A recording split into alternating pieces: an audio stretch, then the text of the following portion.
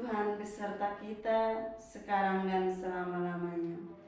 Inilah Injil Yesus Kristus menurut karangan Santo Matius. Dimuliakanlah Tuhan.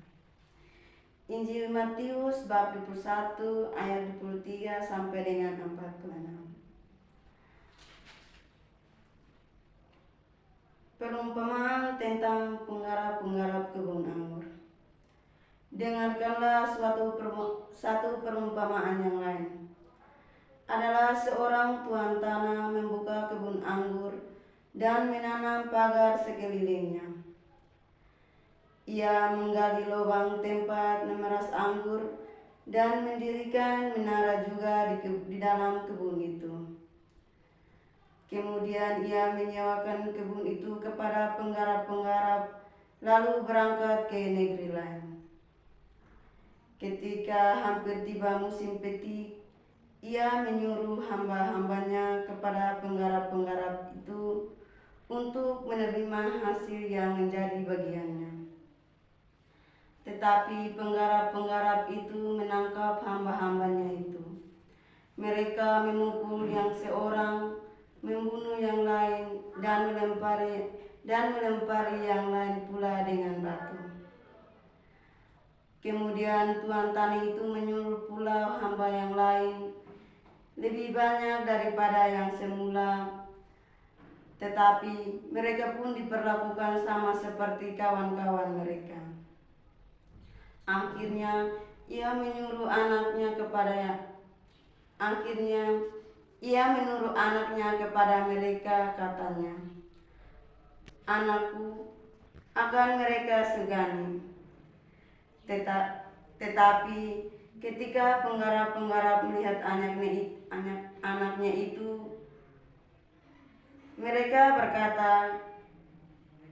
berkata seorang kepada yang lain, "Ia adalah ahli waris, mari kita bunuh dia, supaya warisnya menjadi milik kita." Mereka menangkapnya dan melemparkannya keluar kebun anggur itu, lalu membunuhnya. Maka apabila tuan kebun anggur itu datang, apakah yang akan diperlakukannya dengan penggarap-penggarap itu? Kata mereka kepadanya, "Ia akan membinasakan orang-orang jahat itu, dan kebun anggurnya akan disewakannya kepada penggarap-penggarap lain yang akan menyerahkan hasilnya kepadanya pada waktunya." Kata Yesus kepada mereka, Belum pernahkah kamu baca dalam kitab suci? Batu yang dibuang oleh tukang-tukang bangunan telah menjadi batu penjuru. Hal itu terjadi dari pihak Tuhan, suatu perbuatan ajaib di mata kita.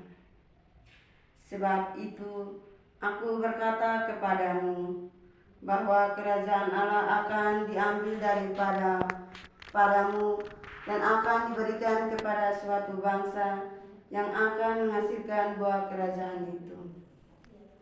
Dan barang siapa jatuh ke atas batu itu, ia akan hancur, dan barang siapa ditimpa batu itu, ia akan remuk. Ketika imam-imam kepala dan orang-orang Farisi mendengar perumpamaan Yesus, mereka mengerti bahwa merekalah yang dimaksudkannya. Dan mereka berusaha menangkap dia, tetapi mereka takut kepada orang banyak, karena orang banyak itu menganggap dia nabi. Demikianlah sabda Tuhan. Terpujilah Kristus. Saudara-saudari, tema renungan yang saya bawakan hari ini berjudul Tanggung Jawab Penggarap Kebun Anggur. Orang yang menggarap kebun milik orang lain berstatus sebagai penyewa. Mereka bertanggung jawab membagi hasil pendapatan kebun anggur kepada pemiliknya. Penyewa yang ingin merampas hak milik garapnya adalah pengkhianat dan patut mendapat hukuman. Saudara-saudari, Para nabi Israel sering menyebut umat Allah sebagai kebun anggur Tuhan.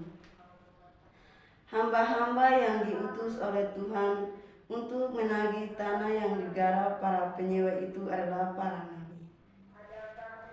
Sejarah Israel menunjukkan bagaimana para nabi yang diutus Allah itu ditolak, dianiaya, dan dibunuh oleh umat Israel.